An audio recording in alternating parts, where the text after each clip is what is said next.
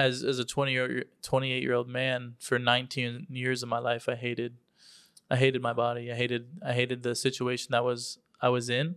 I think I was really good at pretending to be happy. Yeah. As a lot of people are. But yeah, there's the majority of emotions were inadequate, not enough, didn't fit in, didn't get love.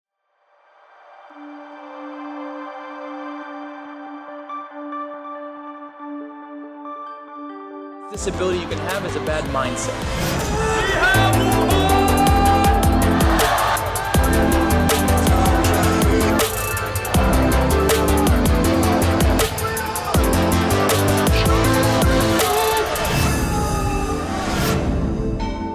Welcome to the Daniela Baumann Show, where we share powerful stories of strength, determination.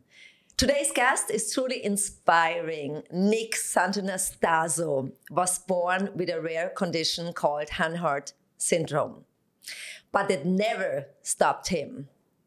Nick has achieved amazing things, excelling in sports, inspiring millions, and proving that anything is possible with the right mindset.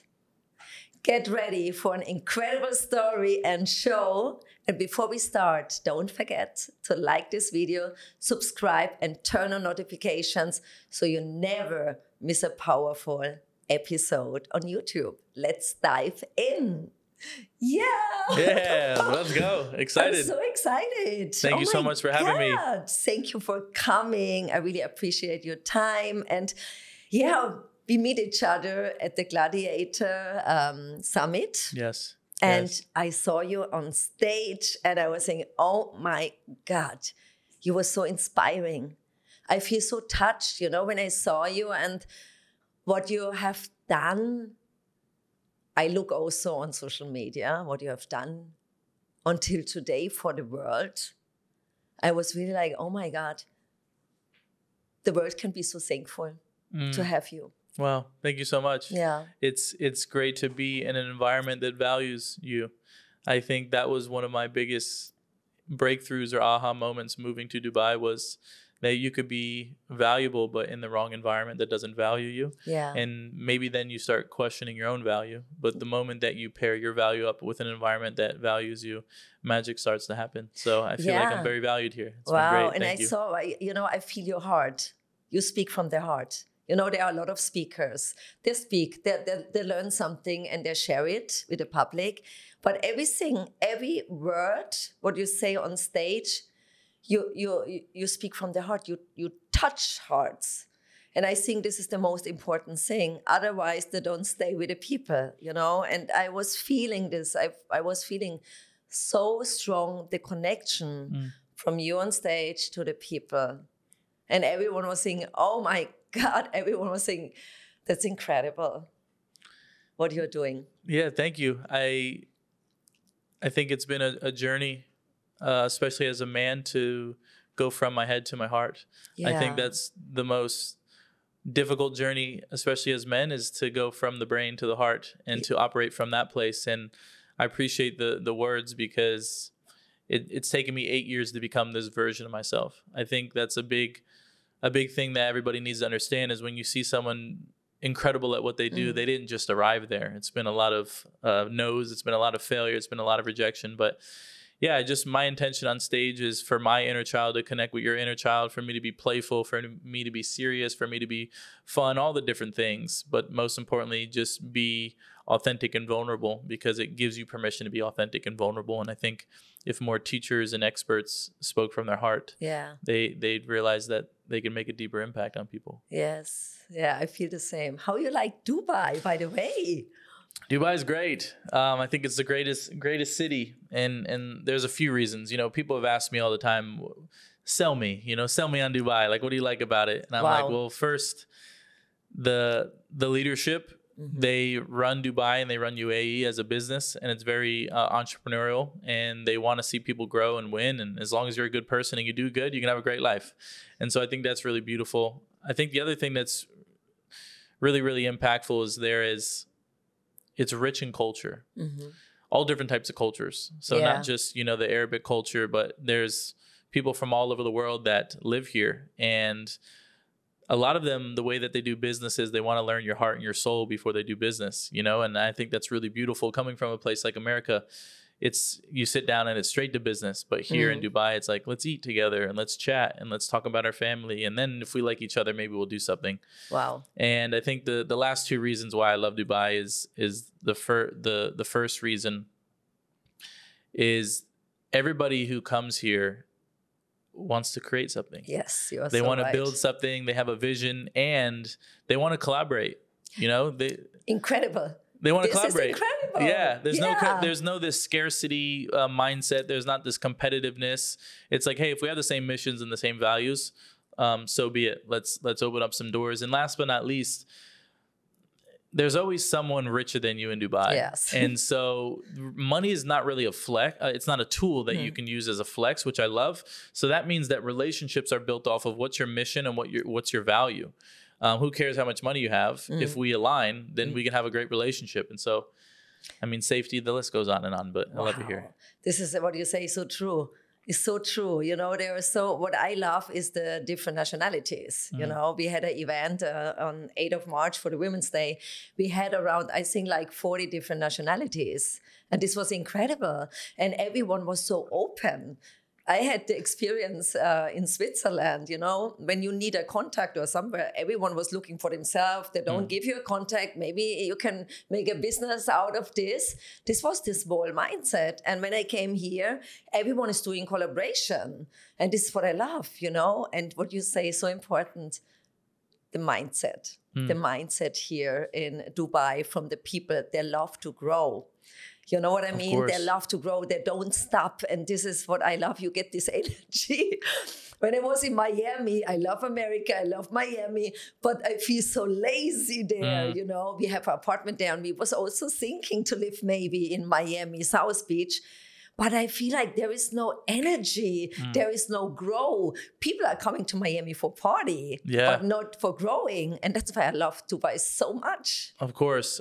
Yeah, Miami is incredible. There's a lot of money and flashiness, but yeah, you can get a little bit lazy. What I also love about Dubai, at least for me, and you know, not all people are blessed to be in a specific situation where they can travel around, but when Dubai gets super hot, so now I look at it as like, okay, I'm going to go really hard. I'm going to work really hard for 8 months, head down, you know, capitalizing and, you know, over delivering each day. And then when it gets a little hotter here, let's work in a different way. You know, let's travel, let's create content, let's meet in different countries. And so I like it. I like the way that Dubai has, you know, sculpted my lifestyle to go hard for like 8 months and then work in a different way and travel around. It's amazing. And the hot, it's okay. I think when I look back years ago, I feel like it was more hot. The weather is coming down. Normally in March at this time, normally it's super hot, super hot. The last years, it was like really you open the door and you feel like, oh my God, it's too hot. But this year, maybe also I get a little bit used to it. You know what I mean? Yeah. After a while, you feel like, with 23 degrees, you feel like, oh my God, it's cold. Yeah. But you are right, this is true. You can travel. A lot of people say, oh, what are you doing in Dubai? It's so hot. You can travel. Yeah. We travel 2 months and we love it. Yeah. You know, we go to Europe, we go to Spain, different countries. It's amazing. Yeah, I'm excited for it. You have 2 months. Holidays again. Yeah, coming soon. Yeah. What I'd like to ask you is, I think we have the same experience, but not in the young age of 13. As a 13 years old, you wanted to audition for American Idol, but didn't make it past the first round. How did that experience shape your resilience? That's a great question. Not many people even know about that. So I don't know where you got. I don't know where you got that data from, but this is great. Yeah. Wow. So that was being an artist and being a singer was the #1 inner child dream for me, and I definitely ego. I literally my thought process was like, I don't like school, so I'm just gonna win American Idol and be rich, and then I never have to go to school again.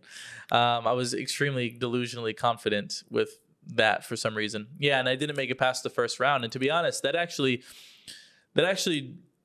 made me kill that dream for a very long time. Actually, you know, based on specific events and the experience we have on the event, we develop a belief, right? So for example, it's like I get denied on American Idol first round. My belief is I can't sing. I'll never make it. I'm not successful. I'm not good enough, right? If I'm not conscious enough to differentiate the beliefs and the experience, that whole event can ruin me, which for many years, you know, now I'm 28 years old and I just started to release music again, but that's almost 15 years. Wow. 15 years. So one experience, you know, killed the dream for 15 years because I held on to that belief. And so there was a lot of not so good that came from it. But the gift of that is realizing, to be honest, that you can be good at anything or get better at anything as long as you don't quit through the season of suck. Of course. You know, like when you first, not everybody can just sing, but most things are a muscle. And if you exercise the muscle over and over again, you can teach yourself. Like I wasn't always a great speaker. You can go on YouTube and look at terrible videos of me speaking. Oh, I love to see that. Yeah. Like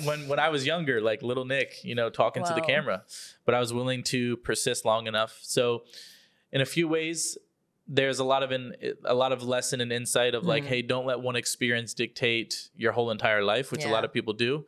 But second is don't kill those dreams. Don't hide those dreams. You know, a lot of you listening right now will figure out that you will get to a point in life and business where maybe the money's coming in and business is great, but you're like, there's something missing. Yeah. And it's probably you not following through on what the inner child always wanted. You may be living a totally different life, not even realizing you shunned yourself from what you really wanted to do. So remind yourself of the inner child thing. I'm sure there's a lot of things that the listeners right now used to do as a kid that made them really happy that they don't do anymore. And I would challenge you and invite you to do more of those. Yes, or some, they lose the possibilities. There are some that dream for it, but they don't do something for it. And what you say is very interesting. I compete in the age of 50 for Ninja Warrior Germany. Oh, wow. Yeah, I was the oldest participant, and my ego was so high that I was saying, oh my God, I need to come to the red buzzer. I think you came in this ego trip more. But later, what helps me is to reflect, to take a step back. But sometimes you are in this energy, you know, it's like, you have to do it. And I was in this male energy too much. Of course, otherwise I can build up my businesses. Yeah. But today, with the age, I reflect and I feel like, okay, I think about, is this my ego? Or is this something I want from my heart? Yeah, it's really beautiful. The awareness of that too, with the masculine and feminine energy dynamic. I think a lot of women would love your guidance on navigating that. Yes. Right? Yeah. Because you can't always be masculine or you can't always be feminine. It has to be a balance. Even men, right? Yeah. There's a time and a place for each energy. You can't be one version all the time. So I think that's a good insight. Yeah, I think you have to find the balance. Yeah. And what is very interesting, when I check your videos, you speak about timeline jumps, and I think, oh, what's that? What exactly does that mean, and how can people apply this in their lives? Great. Yeah, some nerdy stuff. So talking about timeline jumping, it's quantum theory. And so, you know, quantum theory basically states that there's unlimited possibilities. So for example, when you're listening, when someone's listening to this show right now on YouTube or wherever, is this the only show that's on? No, it's the only show that you're tuned into. Okay. And so just like in life, there are unlimited opportunities and potential, but what are you tuned into? Whatever you're tuned into, you're going to get. So for example, it's the same thing with your emotional frequency. If you're pissed off and angry, you're sending pissed off and angry out into the universe. You're going to reflect and attract more pissed off and angry. If you're love, you'll attract more love into your life. And so timeline jumping is the theory that life can happen and change faster than you think it can. You can have the thing faster than you think you can. You can change your life faster than you think you can. The truth is, in 30 days from watching this episode, you could look up and be in a totally different country with totally different friends, with totally different hobbies, with totally different habits and rituals, and a total different vision for your life. Wow. That's possible. if you decide and you believe it, right? What's so interesting about this world is you get exactly what you believe in. Mm-hmm. And so, for example, there are people that have the belief that they always get the short end of the stick. Mm-hmm. Well, you'll find the short end of the stick to prove that you're right. Yeah. But if you have the belief that everything is already mine and time just hasn't caught up yet, you'll find that you'll attract more blessings into your life. And so timeline jumping is your ability or inability to shift your whole entire life in just a few weeks or a few days. How you practice this? So one of the ways that you can practice timeline jumping is romanticizing with your future so you don't stay stuck in the past. Mm-hmm. Now, what I mean by that is most people take the vision of the past and put it on the movie screen of the future and live the same life for 40 years. Yeah. And so one of the first, I'm new to Dubai. I came here 5 months ago. And one of the first things that I did when I moved to Dubai was I sat down and I drew out my compelling vision of what I wanted my life to look like. What body fat percentage do you want to be at? How much money do you want to give your mother? When do you want to retire your dad? What kind of cars are you going to drive? What are the clients that are you going to close? How much revenue are you going to come in? How much money are you going to give away? You get extremely, extremely clear with what you want because there's a part of the brain called the reticular activating system. And it's the lens that you see life through. And so, for example, if you like cars and you're like, I love yellow Lamborghinis. Out of all the cars, your head will find the yellow Lamborghini in Dubai. You'll see 12 of them. Mm-hmm. There aren't more Lamborghinis. It's just you get more of what you focus on. And so if you can sit down and think about exactly what you want your life to look like, you will see the networks, the resources, and the opportunities that will help you get there faster. So that's the power of timeline jumping is you can only get what you want if you know what you want. Mm-hmm. But most people are so hyper fixated on all the things that they don't want that they attract more of the things that they don't want. Yeah, you're right. It means like you write everything down, a whole plan. A whole plan. Wow. Yeah. What do I want my relationships to look like? What do I want my bank account, my business, philanthropy? Where do you want to travel to? That way I can program my brain, and my brain as the detective can always, even when I'm not conscious, find what I need to help me get there. Oh, that's amazing. Yeah. You give workshops or something, seminars about this? I think this is something people need. Yeah, for the past 8 years of my life, I dedicated all of my time to healing modalities and psychology modalities and ways that people can break through. We teach a lot of things. We teach how to upgrade the brain. We teach storytelling, communication. We teach a bunch, but when I moved to Dubai, I kind of took a step back and I was a little burnt out. And right now I'm just training in corporate training. But if enough people keep banging on my door, maybe I'll do some retreats again. We'll never know. You'll never know. It's incredible. Yeah. Oh, I love it. That's amazing. You get everything faster. But, for me, sometimes it's not easy to think about in 5 years. I can think about next year, what I would like to reach until next year. But 5 years, 10 years, some people speak about 20 years. It's not so easy for me to think about this far. Of course. Yeah, I agree. It's definitely, I don't have a 20-year plan. And then what's inspiring is if you look at the leadership of UAE, they have like a 70-year plan and they haven't deviated. Yeah. They have a 70-year plan. But I think there's, well, first let me say this. I'm not here to say like you have to live life a specific way. I also believe as a teacher and as an expert, whatever you want to call me, that your way is the way. Mm-hmm. Whatever you want to do, your way is the way.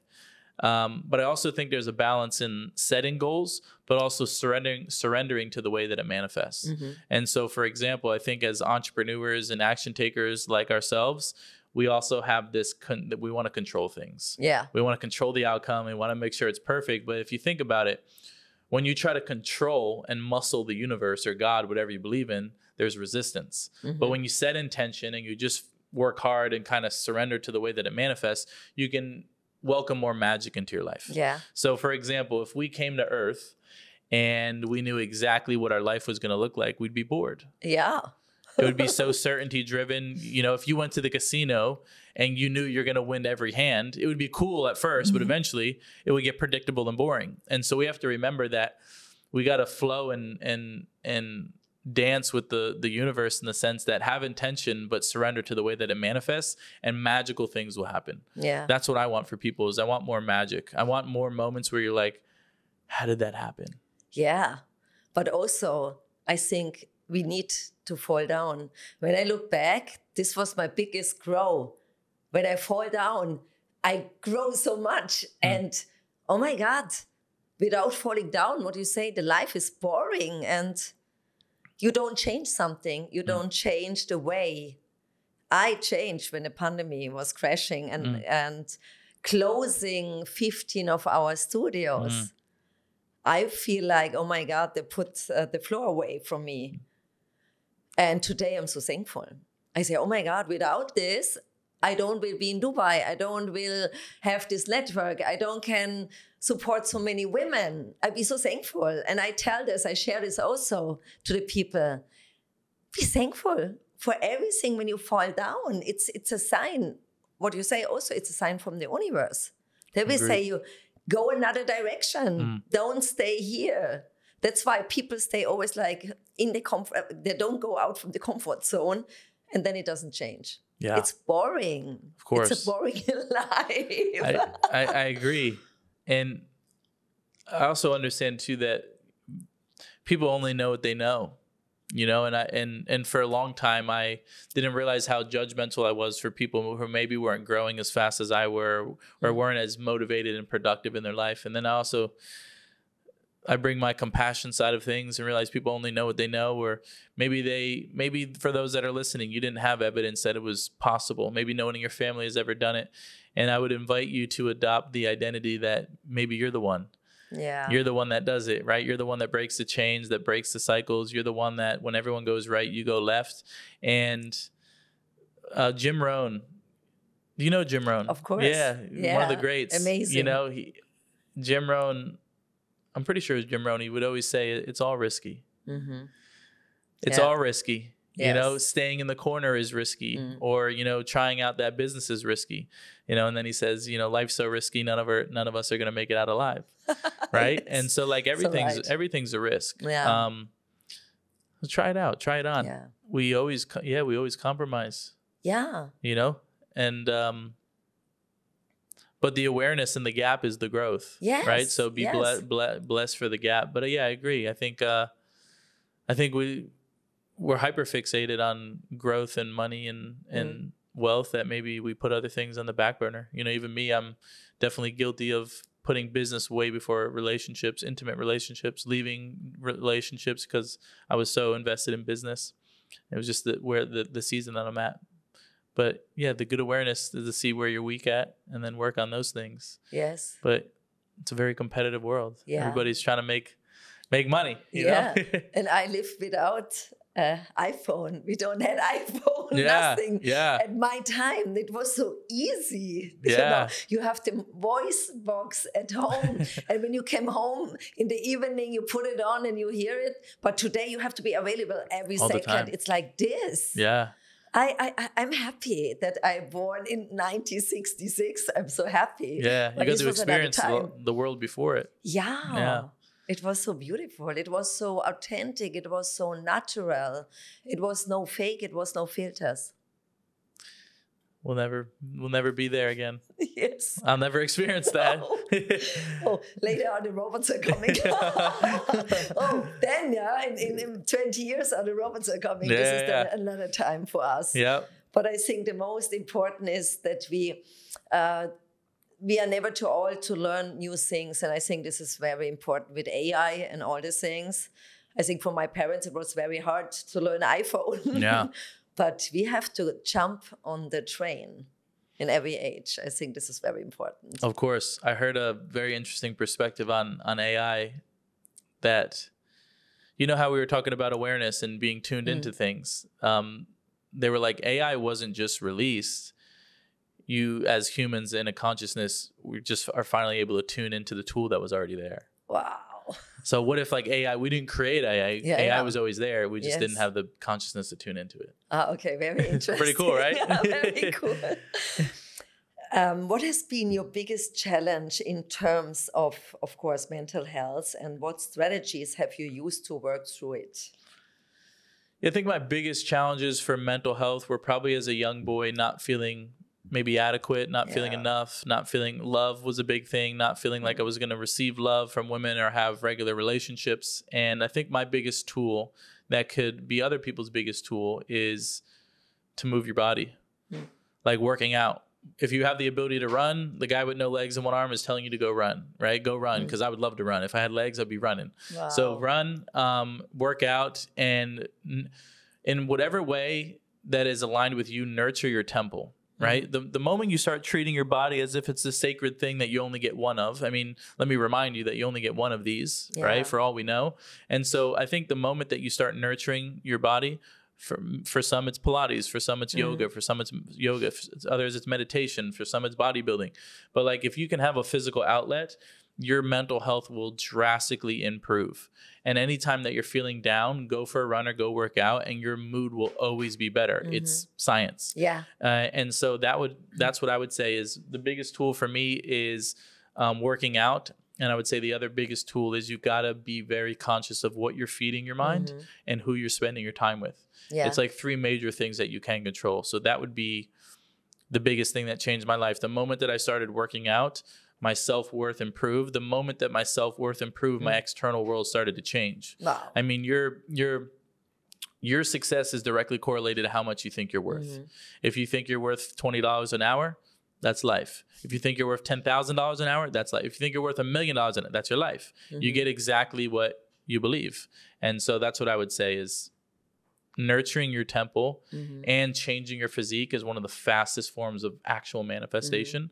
And if you can just keep that tool in your pocket, even when you don't want to do it, mental health will drastically improve. Wow, thank you for your inspiration. Oh my God, a lot of people, they're sitting home and say, oh, I don't have time to do something. But today you can start with Tabata or something on YouTube. Yeah. You always have time. Put the Netflix away, put the TV away. You always have time. Always and what have you time. say is very important. It's not about the sport. It's about everything. The energy. The Of energy course. for the day. Yeah. I mean, Yeah. you're a great example. It's clearly working. Great energy, look great. Yes, thank you have so tons much. of energy, still rocking and rolling. You know, it's like what if we were to tell you your best years ahead, your best years of your life are ahead? Yes. You know, it's like You are so life can be great right. every year. Yeah. If you are healthy and you course. nurse yourself, it's good. Yeah, let's have a great life. Of course, but you know, when I look back in the 20s or 25, there was no YouTube, there was nothing. There was no, you have to do fitness or you do meditation or something like this. There was nothing. We're spoiled. Yeah, we're spoiled. Yeah. You know, like if you have internet and a phone or a laptop, like the game is easier. Much easier. The game is way easier. And just to be direct, the competition isn't much competition because the majority of the world is average. Yeah. Most people don't use it, right? Yeah. Like let's be honest, it's not a lack of resources that's the problem. It's a lack of you being resourceful. You know? you are so so right. everybody's capable, right? Get curious. The most dangerous information is the information you don't know, and you have a phone and AI at your fingertips that you can have as a mentor. Like, imagine that. Imagine you could just type in, hey, like, I'm thinking of this business idea. How would you do it if you were the smartest robot on earth? Easy. It gives you the business idea. So easy. So go out there, be curious. Yeah, when I start, I don't have any idea how I write a business plan. No idea. Yeah. How I write an invoice. Yeah. Today you can give everything in and everything comes right away. Yeah, right away. In 1 second. It's you say, crazy. okay, business plan, brr, for my niche, brr. Yeah, you know, yeah. it's crazy. And I don't understand, some people are still thinking, you know, that they still don't take action. Yeah. I can't believe it. I would say 2 things that'll really change those that are listening, their life. The first thing is understanding that your ideas have a shelf life, meaning they expire. If God, the universe, gives you a download and you get a really good idea and you don't take action on the idea, he just gives it to someone else. Yeah. And so how many times have you ever had a really good idea and then you didn't do it and then you saw someone do it and you're like, that was my idea. Yes. It was, but not no more. You know, it's someone else's idea. So your ideas have a shelf life. So execute on them. And the other thing is, most people think clarity comes from thought, but it actually comes from action. Yeah. Like, let me be the vulnerable teacher that doesn't pretend he's perfect and let you know that even at my status and my success, that I'm still figuring things out. Do I have everything together? No. Do I know exactly where I'm going? No. But the path of life self-illuminates as you walk it. You know, the only person that's going to reveal or discover the next step in your journey is you as you take the step. Yes. Right? As mentors, we can guide you and tell you to go left and right, and this is the better strategy, but surrender to the fact that you're going to figure it out as you go. So don't outthink yourself out of the idea. Just execute on it and see what happens. And what do you say? So right, today they have mentors. At my time, there was no mentor. Yeah, no. You had to get in a car. Yes. You had to like send a letter with a pigeon. There was nothing. Today you can. Some people say I have 4-5 different mentors in every field, spiritual, business, and I say, oh my God, it's incredible. It's crazy. Mm-hmm. But I mean, even AI is as good as the person leading the AI. Yeah. So like, what if you told AI like, hey, like, could you be my spirit guide? And I'm going to give you ideas and let me know if this is aligned with who I am or not. Like, it's wild. It's wild. You're crazy, right. Crazy life. Yeah. Crazy world. This was a very good input for our audience. You don't need a mentor. You can go AI and say, okay, I'm looking what I have to do the next 30 days to grow my followers. Yeah. They give you exact the plan. Yeah, and I think on both sides, right? It's like AI is going to change the world, but and a lot of people are going to go towards AI, but also because there's going to be so much AI, people are going to crave human connection, and I don't think that that'll ever go away. And so, in-person events, in-person mentors, to like real stuff, authenticity is actually going to be the main focus, which is a great shift in consciousness, because at some point, you're not going to want to deal with a robot. You want a human. Course. So it'll be, we're going to live in an interesting next few years. Wow. In your life, how do you respond to negative stares from others? Do you find it challenging, and what emotions does it trigger in you? Yeah, when I was younger and less evolved, it definitely would trigger me. Yeah. Upset, feeling insecure, feeling like I don't fit in. Those were all the things that I experienced as a younger man or as a younger teen. And then when you do a lot of work on yourself, you realize that regardless of whether you have all your arms and all your legs or no legs and one arm, that if anything in the external world dictates how you feel internally, you're a slave to the game. Yeah. You're a slave to the system. Yeah. And so I'm not the only person that gets stares in public. But what's interesting is, remember, you get exactly what you believe. And so when I was a young man and I believed that everybody was staring at me. Everybody was staring at you. But even if they weren't, they were. They were. Because my brain would create it. Wow. Oh, they're definitely talking about me. There could be a couple that was laughing about them looking at their baby, but I would think it was about me because that was my belief. Yeah. That's how you destroy your life. And so, at first, definitely didn't feel so good. But then I realized that they don't really care about me. They're not looking at me.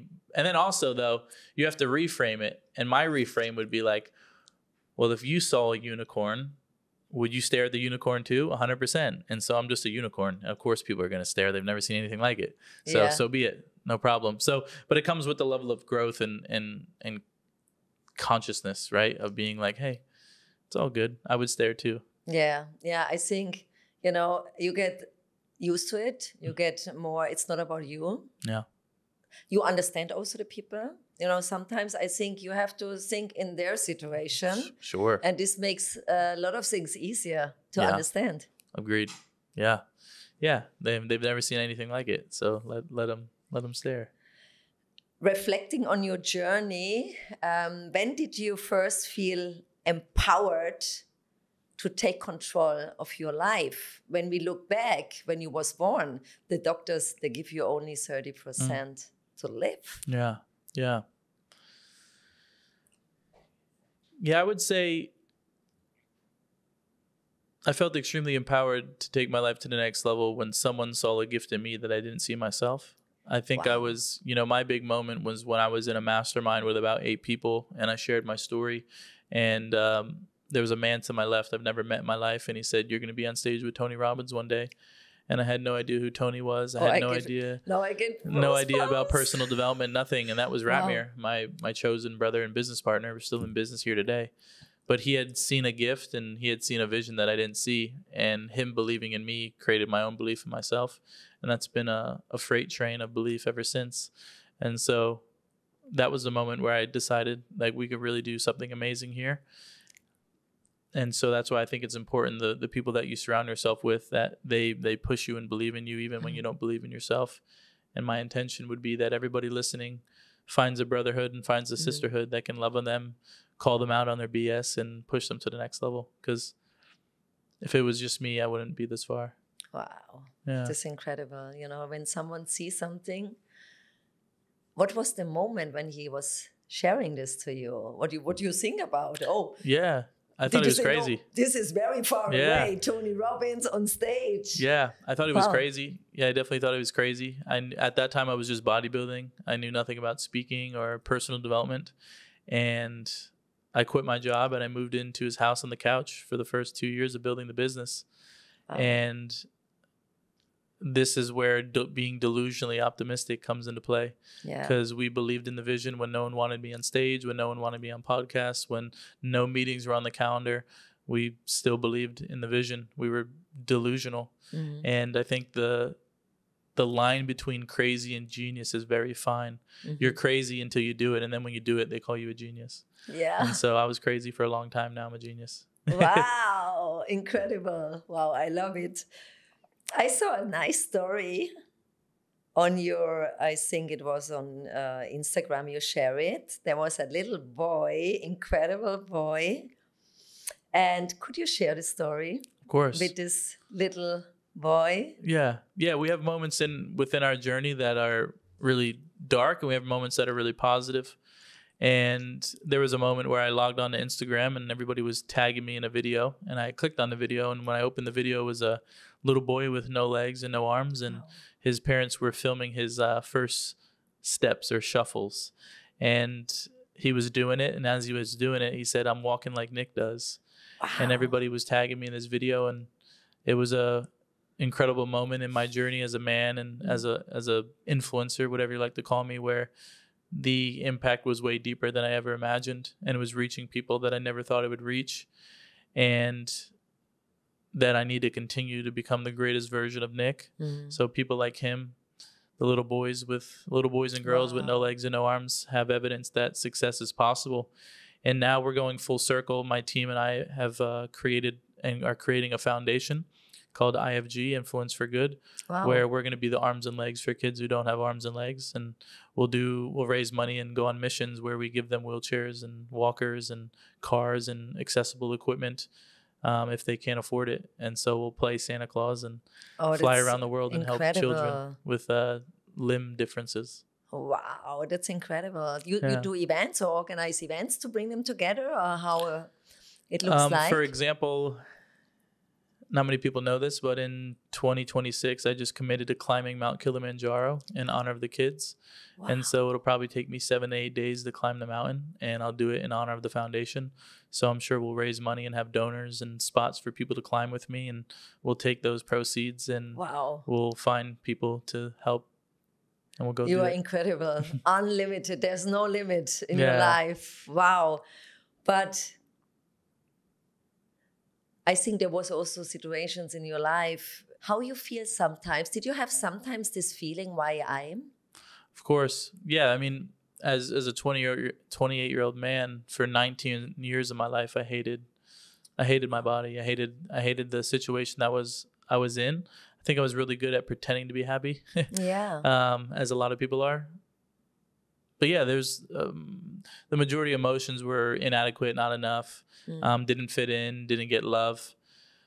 And I would I'd spend a lot of time alone, spend a lot of time in the house, spend a lot of time thinking about life.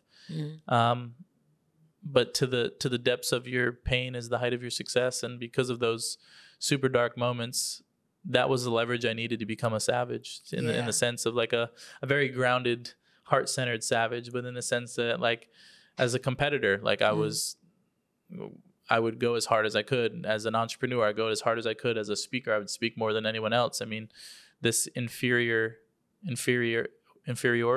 complex, is that what they call it, fueled a lot of my growth. And so I'm thankful for the pain.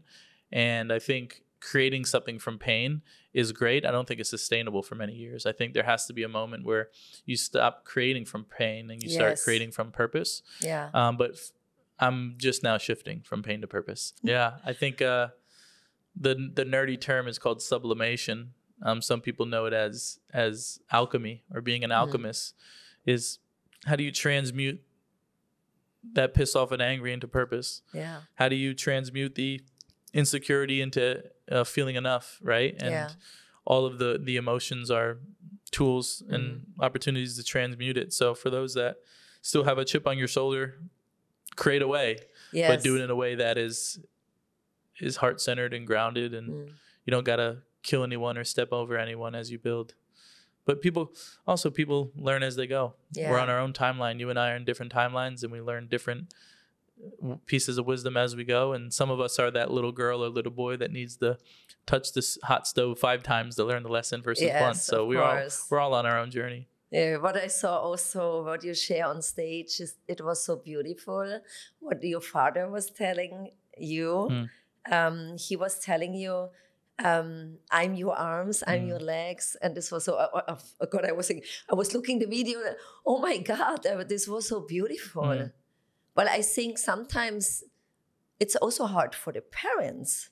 You know what I mean? Sometimes the situations in life, also what other people are saying, but your parents, they give you all the love in your life, I think. Yeah, no, I agree. I don't know. I'm not a parent, so I don't know how difficult that was. But they when everyone went right, they went left. You know, when everyone told them to not have me or to keep me in the house, they did the total opposite. And I think that's just, I'm a lot like my dad in the sense that, like, I don't play by the rules. Yeah. When people try to create rules, it's like, I don't play by your rules. I do my own thing, my own way. I break the mold. I go left. I'm the black sheep, you know. And I feel like that's my dad's, like, Italian gangster mentality. Wow. Of, like, he just went against the grain. And so he taught me to go against the grain, break the mold. If they say this, do the opposite, you know, like, that was just my mentality. Yeah. I'd never communicated it or articulated like I just did to you then. Is that, like, mob gangster, show them, let's do it. Let's make some noise. Yeah, but you know, they're believing in you. Yeah, yes. To answer your question, sorry. They love me unconditionally. And I was blessed with 2 different philosophies from my parents. My mom's philosophy was happiness is priority. So, Nick, I don't care what job you have. I don't care how much money you make. You have to be happy. And my dad's philosophy was, you need to be happy, but you need to make some money. And so he's also true. Yeah, very true, right? So I took the best of both worlds. I took the dad's, like, hey, you need to be a provider. I don't care, like, no legs, one arm, like, you're still a man provider, right? He wouldn't let me get off the hook. Didn't want me to ever, want me to rely on government, nothing. That was his, like, savage mentality. And then my mom was happiness. So I combined them. Beautiful. And, here we are. Look at you. Amazing, Here we are. You know, what you do today. And yeah, I sometimes it's also important, but you can overcome everything, in your life or in your childhood. Also, when, some people, when they came from a family and they had problems, they feel always like a victim. It's my family. But you always can change. It's beautiful to have a family like you had, but you can always change your life. Of course, and I'm just sharing the good parts about family. So I don't want people to, right? Like, I don't want people to think, like, oh, there's a perfect childhood, right? Like, we all have our things. But what you said is this, the law of cause and effect, right? Every cause has an effect, every effect has a cause. But most people use this law to play victim, and how they'll use it is they'll say, well, the reason why I smoke is because my whole family smokes. Yeah. Or the reason why I'm obese is because my whole family's obese. And what we're doing is we're blaming external circumstances for the reason why you are where you are. And the big change in people's lives is going from cause and effect to causing the effect. Okay. Meaning that you take ownership in that you're the cause and you are the effect. And so the actions you take now will dictate what your life looks like. And so it's a good mindset shift to go from the passenger seat of life to the driver's seat of life. Yeah. But if you're out there, if you look into the mirror and don't like the way you look, it's not the government's fault, it's your fault. It's not your country's fault. Yeah, bank account, friends, life. Like, the moment you take ownership, you take the power back. Yeah. My question, where do you see yourself in 5 years? Hopefully alive. Hopefully still alive, right? We never know. And so I know how fragile and how precious life is. But in 5 years, I see the main thing that's ringing in my head is our foundation is massive. Our foundation has helped millions and millions of kids. We're working with the biggest countries and governments and high net worth individuals in the world to change the world and to document it and to show people and be transparent on where the money's going and what's happening. Of course, I see me still continuously training at the highest level with psychology, business, with governments and countries, and brokering deals and helping people be unified, right? Yeah. Come together. And then, of course, we have a motto in our company where it's have a lot of fun, help a lot of people, make a lot of money. So that's what I'll be doing. Wow. I don't know what, and whatever way my creator, universe, God wants me to fulfill that mission, I will do so. Oh, beautiful. What is one key message you'd like to share with our listeners to inspire them in overcoming their own challenges? What if all the pain and suffering that you're going through wasn't just for you to go through it, but what if it was so you can find the map of healing and give it to other people? Wow. What if the very reason why you're actually going through all the things that you're going through is because you're going to turn around and use that darkness to save someone's life so they don't have to go through it the way that you went through it? Wow. Incredible. I would leave them there with that. Yeah. Thank you so much. You're so welcome. I really enjoy the podcast episode with you. Thank you so much. I think a lot of our audience now have to think about the life. Everything is possible. Nick is this role model here. He is unlimited, and you can be also unlimited too. Thank you so much. Beautiful. Thanks so much. Wow, what an amazing conversation with Nick. His story proves that no challenge is too big if you believe in yourself and keep pushing forward. If you found this episode inspiring, like the video, leave a comment, and share it with someone who really needs this motivation today. And don't forget to subscribe to the Daniela Baumann Show on YouTube and turn on notifications so you will never miss an episode. Thanks for watching, and remember, you are stronger than you think. Keep going.